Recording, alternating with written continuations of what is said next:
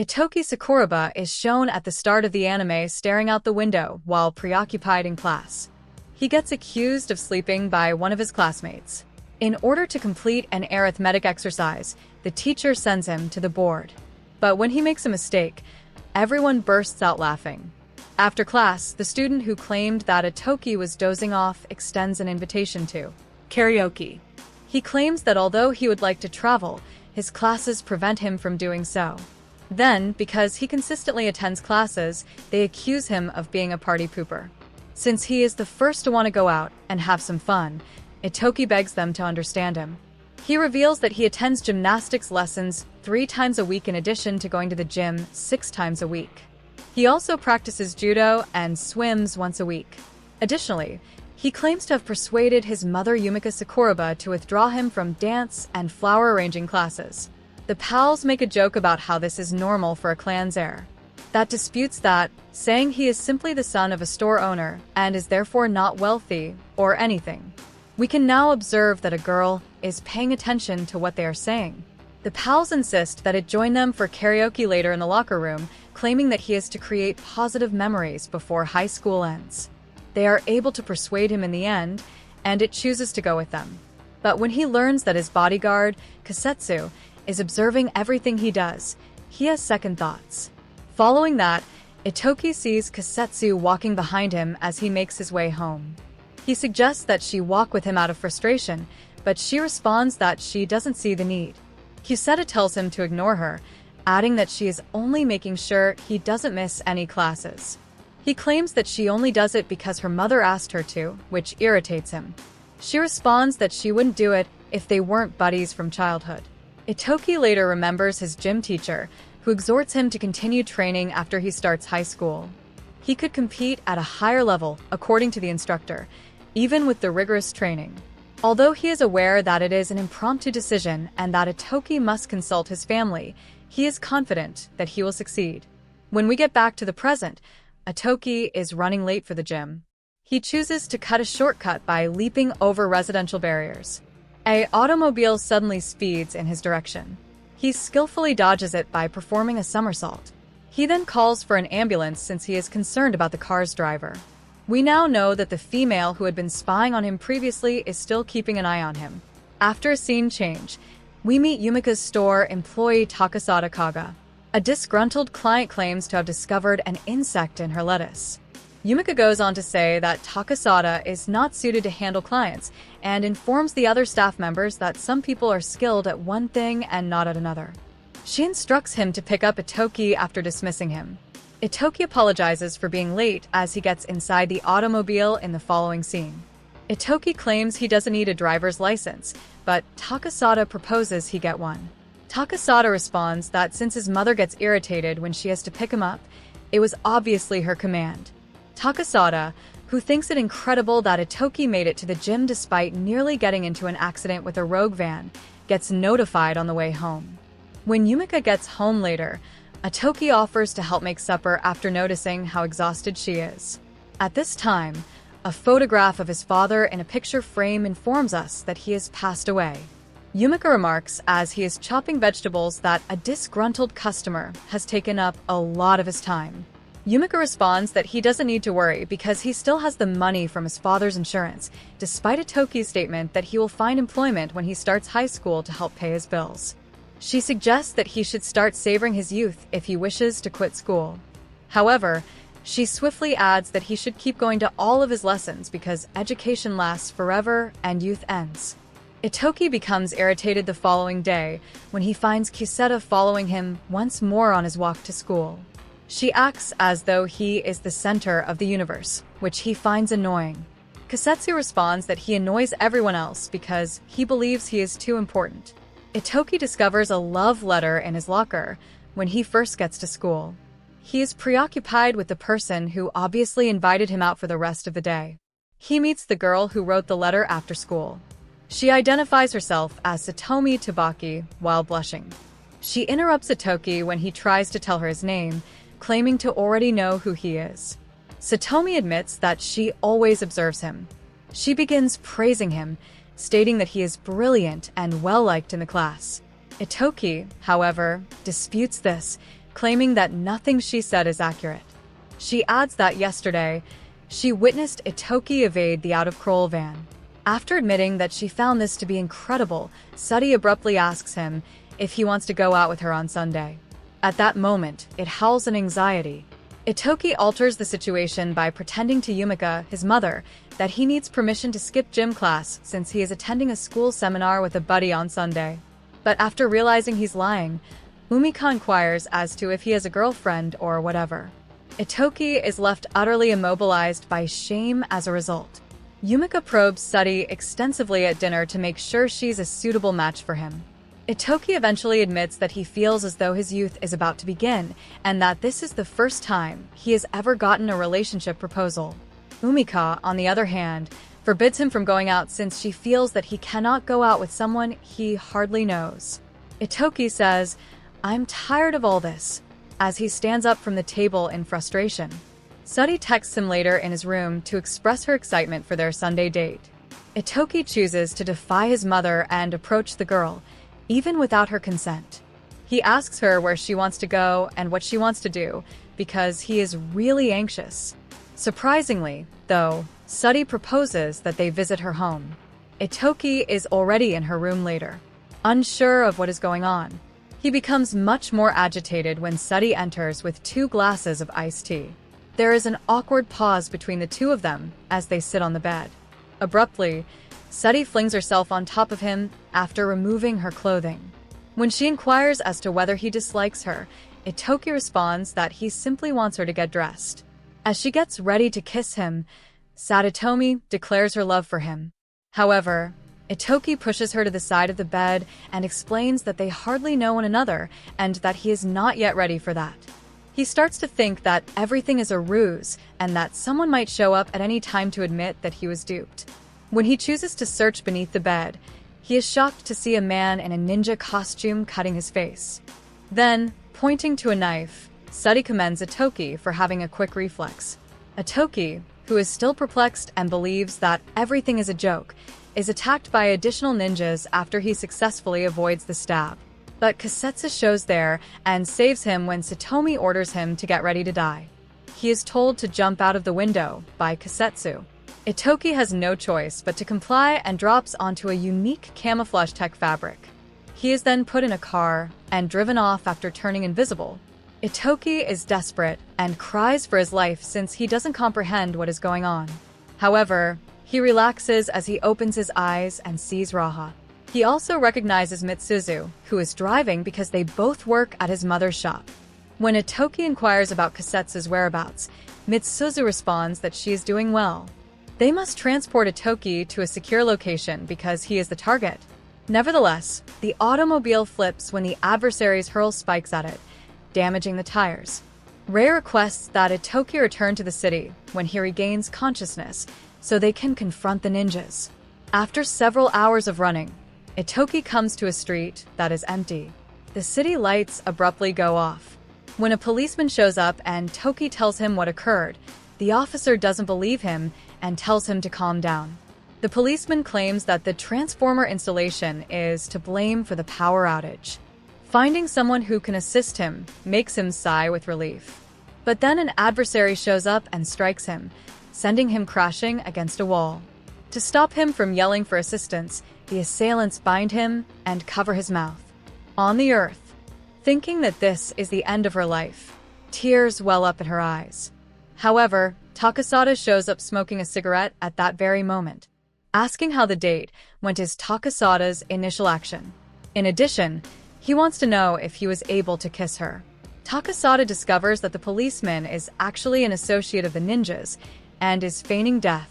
The policeman soon rises and joins his adversary, but Takasada is so swift that they are unable to see him. He apologizes for taking so long and walks up to Itoki. After remarking that it's time to start working, he dons a high-tech suit in order to confront the ninjas. In a scene change, Itoki awakens and lies on Kasetsu's legs. Takasada instructs him to exit the car since the attackers had already arrived, but he still questions who they were. Itoki is then informed that this is his family's home after spotting a massive stairway. Everyone is gathered around, waiting for the clan chief. When we get there, Then Yuma shows up, and Toki is taken aback to see his mom. But she commands him to refer to her as the clan's leader. They are a clan of ninjas from the town of EGA, she goes on to tell him. Since his mother owns a service shop, he doesn't trust her. Responds that this is merely a front for who she really is. All ninjas work at various jobs to conceal themselves from the public, she explains. She goes on to say that the ninjas adhere to very tight standards in order to prevent disputes with neighboring villages. Over the past few decades, the equilibrium has been preserved as a result. But the community of Koga has been working to upset this equilibrium in recent years. It shows how many ninja villages there are. The Koga ninjas employ both their advanced jujitsu and their considerable financial wealth as weapons. Then, they find out that Koga intends to take EGA. Then, she tells us why they were pursuing him. It is the village's heir. He becomes even more perplexed as we watch everyone bend down to him at this moment. Yumika explains why she brought him up in such a strict manner. It was for this particular time. After that, she advises him to train to be a ninja. Because he doesn't think it's feasible, it is paralyzed. Furthermore, he isn't even persuaded that this ninja tale is real. After giving it some thought, he queries why Koga's ninjas are not being looked after by the police, but he is told that the Koga clan can easily trick the authorities. The Takasada obviously drags him out after requesting permission to take him away. He remarks that he understands how he feels while smoking. Nevertheless, the Toki must learn to be a ninja and follow the boss's instructions. It erupts in rage, claiming that he had a typical life until yesterday. He was studying and attending school. He believed that he and his friends were attending the same school. He wanted to accomplish a number of different things. Takasada then informs him that he has the choice to flee away, which is the third option. He discloses that Yuma has requested that he take it with him if he needs to. Thus, this is his only opportunity to leave this location covertly. At last, he acknowledges that Toki's father was the leader of the IGA village, and Itoki became his successor after his death. But at the time of this, he was still a child. To keep him safe, Yumika assumed the role of village leader. Additionally, she claims that she's not a ninja, simply someone who, in those days, rose to become the leader of some ninjas similar to him. Itoki must therefore make the final choice. He breaks down in tears as he admits that despite his fear, he is unable to leave his mother alone. In a scene change, we observe that the plan to destroy EGA village is being discussed by the Koga clan. The stand-in chiefs are House and In High. They begin vehemently disputing the organization's future. As Kaido Menino hears their ideas, he remarks that they should refrain from fighting among themselves because they might yet have time to slit the opposing clan's ninjas' jugulars.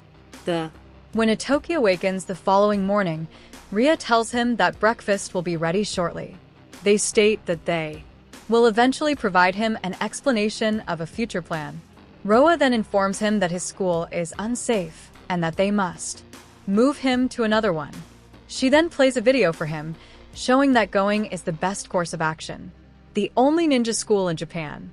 Despite his warning that the entrance exam is the day after tomorrow, Raha is able to persuade him. House then visits the store owned by the main character's mother. He arrives to accept on behalf of the Koga firm a food distribution agreement. Yuma and Mitsuzu are both aware that this is a favorable arrangement that obviously places them at a disadvantage. This is unjust and against the Ninja World Agreement, Mitsuzu responds. However, House responds that, according to the regulatory body, this is obviously not a breach. At last, Umika agrees to his terms to keep the deal going. House also tells her that he wants to improve their professional connection before he departs. Later on, as they get at the vehicle, he counsels his son Suzaku to repress his wanna kill because a real ninja doesn't express his feelings. Itoki tells his mother during dinner that he's anxious because he can't think he will attend a ninja academy to learn. After that, he requests that she tell him about his father. Nevertheless, Umika avoids the query by advising him to consume the dish before it cools down. The following morning, Kasetsu and Takasada go to the location of the academy's entrance examinations. Because the location is the same, a petrol station, it is offended. belonging to the enemy village's station. He is reassured by Takasada that ninjas are not allowed to kill in this location. Then, Itoki asks a worker where they sell ninja food. He can enter the hall with this password, where the test will be administered. After everyone has assembled, the teacher declares that the tests will start. A simulated ninjutsu test, which is essentially a hide-and-seek game, will be the first task. This examination will require position between the seeker and the finder. The instructor outlines the guidelines they must adhere to and states that they will always be under video surveillance. Their ability to conceal will be the basis for the evaluation. Oki is shocked to see Amio's face, which resembles the unsettling appearance of a Satomi when she attacked him in his room. Although, as Oki completes the task, we observe that Akasetsu and Otakasada are in the store destroying competitors who are preparing an assault. Calmly, Kasetsu informs him that ninjas are hiding, following him, but that they are unable to flee since they would fail and be denied entry to the academy. At that moment, a ninja hurls something sharp at him, but Kasetsu avoids it. She abruptly vanishes and tells Itoki that the woman is concealing herself with Mirage Type 3. Next, we learn that the assailant is a Suddy who is seeking retribution for his escape. Kasetsu loses sight of her as she starts to battle her in her ninja attire. Satomi approaches the main character, but just then he turns on a device that controls water and fire, igniting, turning off the enemy's camouflage and setting off the fire alarm. A Cuseta shows up and kicks her before she can get to him. Suddy is stopped by the ninjas in charge of keeping the villages from fighting. As she is removed, she declares to Itoki that she will still murder him. The protagonist gets disqualified due to the commotion that was created from the examination. Otakasada then advises him to remain hidden till the following test. He advises Otoki to go 4 days away by boat to a deserted island, but the main character becomes irate and declares he doesn't want to go. The Takasada urges him to relax and live a carefree life. At that moment, Otakasada gets a call telling him that the test was passed by Oki. The news has left the protagonist utterly bewildered. Next, we encounter Ohado, the National Ninja Security Measures Committee's captain. He notifies his supervisor that a Satomi has been arrested by the Okoga and 4 other clan members for attempting to kill them. On behalf of the village, Kidu Minib expresses regret, but adds that these ninjas were regarded as deserters because they had not been seen for a month. He gives him credit for giving them to him, but he is warned by Hayato that he will be held accountable if this occurs again. But when he departs Hayato gets a call telling him that a Satomi has passed away in her jail. As the scene shifts, Oki says, informing his schoolmates that he would be attending an academy in Tokyo, he bids them farewell. But he is unable to disclose it. It's an academy for ninjas. According to his buddies, they will get together once again when he gets back. This is where Oki gets emotional, and his pals make fun of him by saying that he's only got something in his eye. Amika, his mother, and the others later say farewell, advising him to put in a lot of study time in order to become a wonderful village head. He then departs accompanied by Otakasada and a Tokyo Kusetu. They get off the train at a secret station when it arrives. After traveling for a few hours, Oitoi queries Akasetsu about their expected arrival time. After hours of traveling via a tunnel, they arrive at the surface, and Oki is taken aback to discover a stunning island. When they disembark at the station, Itoki is thrilled to find a Ryoko Susanon and chooses to go up to her and say hello. In response, Ryoko states that she is extremely glad to have met him. Her buddies show up shortly after, and she departs with them. However, Kasetsu dislikes the circumstances and kicks the main character. Later, Itoki remarks as he surveys the gym that he believes he's going to now have a great time. While searching for a Kusetu, he encounters a gang of youngsters, including the Oga clan's Osuzuka band. A blonde girl abruptly shows in and yanks him away, saying it's okay to see him once more. Although it doesn't comprehend anything, it quickly realizes that those boys were acting maliciously. That's why he was rejected by the girl. Identifying herself as Kairi Kaisugawa, she admits that she was afraid for his life, as it was best to stay away from the gang since they were from the Kuga village. Itoki claims to be an EGA member village, and Akiri is taken aback because, despite that, it is one of the most well-known villages in Japan. Extinction. It is also in a complex situation, she continues. Finally, Akiri shakes his hand and requests that friends, which Oki gladly agrees to. In a scene change, the academy's director greets the pupils and reminds them. Among the 3 core tenets of ninjacraft, never betray, never kill, and stay out of sight, he requests that everyone observe these guidelines and wish them a pleasant school day. Later, Kairi counsels Itoki in the dining room to select the worst meal on the menu to avoid drawing the attention of the wealthy and powerful Kuga, and become upset when someone shares their food. It looks at them at that point, and one of them gets to his feet. Kairi, saying she has to attend to something extremely urgent there, she flees the scene. Hima yells at, "What the hell are you looking at me for?" Suzaka questions, but tells him to stop and reminds him that a real ninja doesn't express his emotions. The next IGA chief, he continues, lacks etiquette and charges the IGA clan with having murdered the village leader of Koga.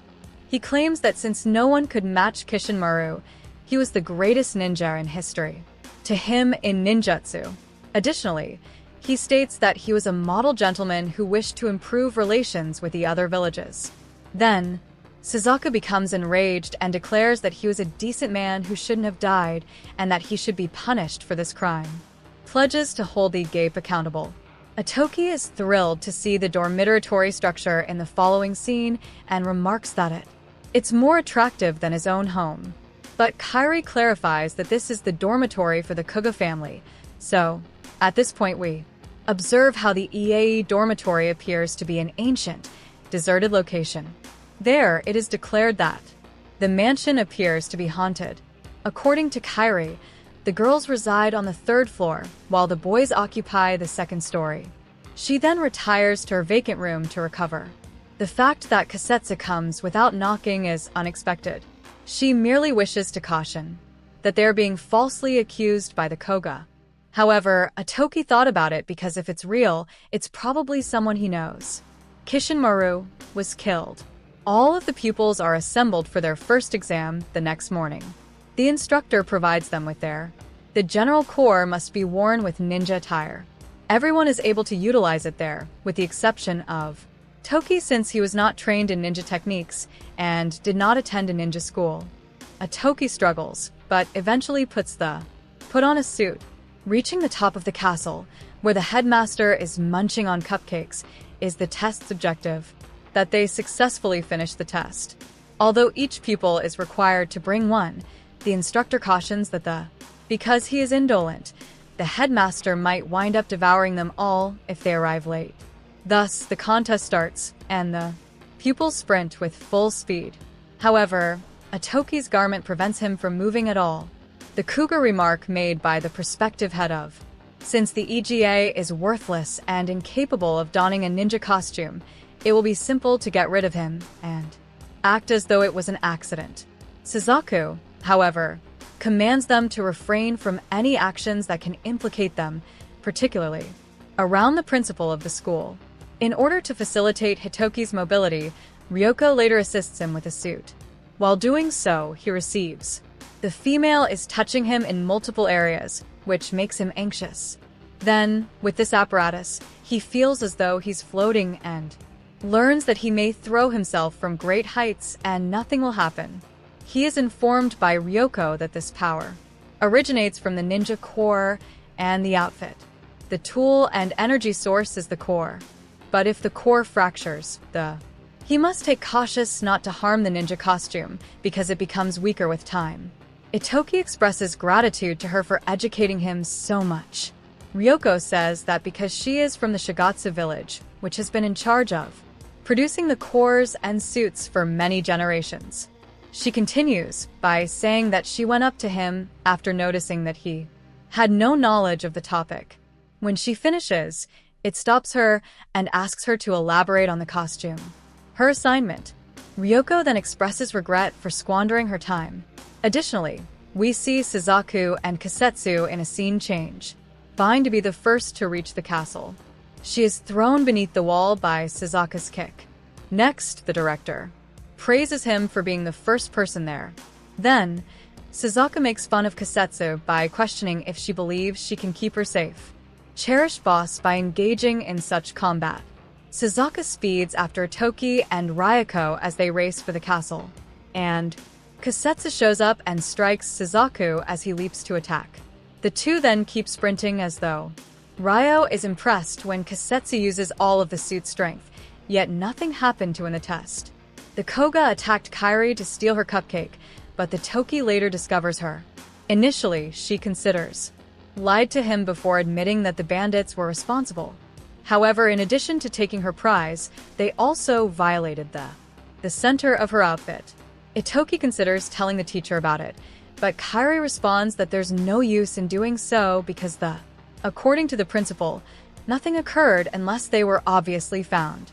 It begs them to stop bothering him. He flees in an attempt to get the cupcake from the thieves, but they sidestep him and he collides with the wall. They begin assaulting him. Without him being able to protect himself, Himura then uses his foot to bash his head, claiming that it is time for him to pass away. The director then seems to break up the altercation. He asks the main character whether he would like to. He responds that there is no need to be sent to the infirmary because nothing has occurred to him. Then he gives Kairi back the cupcake, but she refuses to accept it. But he admits that he did take it from Koga's goons. Later, Himura is seen struggling to locate his cupcake in front of the teacher. He recalls when Itoki grabbed it from him, he became enraged and yelled that he would kill him if he found it. Following, Suzaku slaps him after that, making it obvious that he should stop causing them any more shame. Next, Itoki arrives with. Despite her obvious injuries, Kairi is carrying her on his back. But Itoki requests Ryoko to help her cross the finish line as, in the castle, he still has a task to complete. Together, the two females chuckle as they remark that Itoki is a real gentleman. Since Itoki took too long to finish, we later discover that the principal only has one cupcake left and chooses to devour it. Understand it. Evidently upset that Itoki failed the first test, he yells at him. Then, in a scene change as the Koga clan begins taunting him in front of a vending machine. The humiliation was too much for him to bear, so he chooses to purchase a 300 yen bowl of ramen. Nevertheless, he pauses and ultimately purchases the ninja cuisine, which doesn't seem too tasty. When Kuseta claims that he is obviously a coward, Itoki responds that she is as well, because neither of them is willing to acknowledge that purchasing the 300 yen ramen could lead to issues with Koga. Ryoko and Kairi ask if they can join them for a seat. Everyone bursts out laughing, since they will all eventually be consuming the same repulsive meal. In a scene change, we observe that the Koga clan is gathering to discuss their former chief's murder. They choose to look into it because they're certain that the offender is from the village of Iga. First, Takasada. A woman is then seen arriving late for work at the Ninja Regulatory Agency, establishing organization. She identifies herself as shy and states that she was recently given the Koga chief's case. Demise. When Hai asks her right away what she knows about Takasada, Shai responds that all she is aware of about him is rumors. Hayato then displays pictures from a security camera that show the exact minute Takasada arrived. With Itoki was attacked by ninjas. There we can see that they are moving so fast that the cameras can barely capture their movements. The boss comments that for the time being all the rumors about Takasada should be considered true. Afterwards, in the academy dormitory, Itoki asks Ryoko to teach him everything she knows about ninja tool as. He has an exam in 2 days and knows nothing about it. Kairi explains that there's no need to study because during the test, the tools are used to steal the answers. She mentions that the day before the test, the teacher hides the answers, so all you have to do is find them and take a sheet for everyone. Then in a change of scene, Ryoko starts teaching Itoki how to use ninja tool. During the explanation, she reveals that ever since she was a child, her father always made it clear that he wouldn't let her be his successor, raising her to be an ordinary young woman. However, she is sure that her father has the best intentions for her. Later, Itoki asks Kasitsu why they decided to choose him to be the head of the village instead of Takasada, but she replies that she should only take orders from him because that's how ninjas are. In another scene, Takasada goes to visit Gantetsu, who is responsible for making ninja tools and is also Ryoko's father. Gantetsu comments that no one else wants to buy his creations. So, Takasada asks why he doesn't sell them to the Koga since they were his best customers. There, the inventor explains that they offered to make something big and gave him the plans to build it. Gantetsu can't reveal what it is, but he says he intends to accept the offer. However, he mentions that accepting the offer will make everyone Skaga slaves. But if he refuses the job, the village of Sagatsu will go bankrupt. Gantetsu mentions that he clearly has a daughter named Ryoko, but he loves her too much to inherit her position. So, he'd rather his daughter be happy in the normal world than see her suffer. Back at school, we see that the boys are actually planning to steal the answer, and they are accompanied by two students who admire Itoki, all thanks to the way he defended his classmates in the cupcake test. At night, they infiltrate the hallways of the school's main office. There, Ryoko gives Itoki a drone to observe the target from a distance. And, thanks to this, he manages to record the safe, but when he returns, the device knocks on the door, and the teacher notices, causing her to back off. However, Akira throws a smoke bomb to throw the teacher off the scent, so they can search for answers inside the office.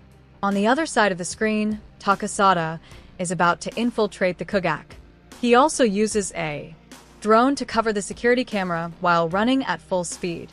Behind him is Chennai, who is clearly hiding in the bushes, watching his every move. She is tasked with spying on him as he is the main suspect in the death of the Kugaba.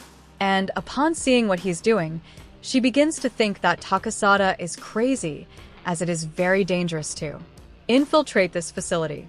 Back with Itoki and his companions, they continue with the plan, but are surprised by the cougar. They manage to open the safe, but Akira is confronting Ramura and his henchmen. Meanwhile, Takasada enters the office of the factory president.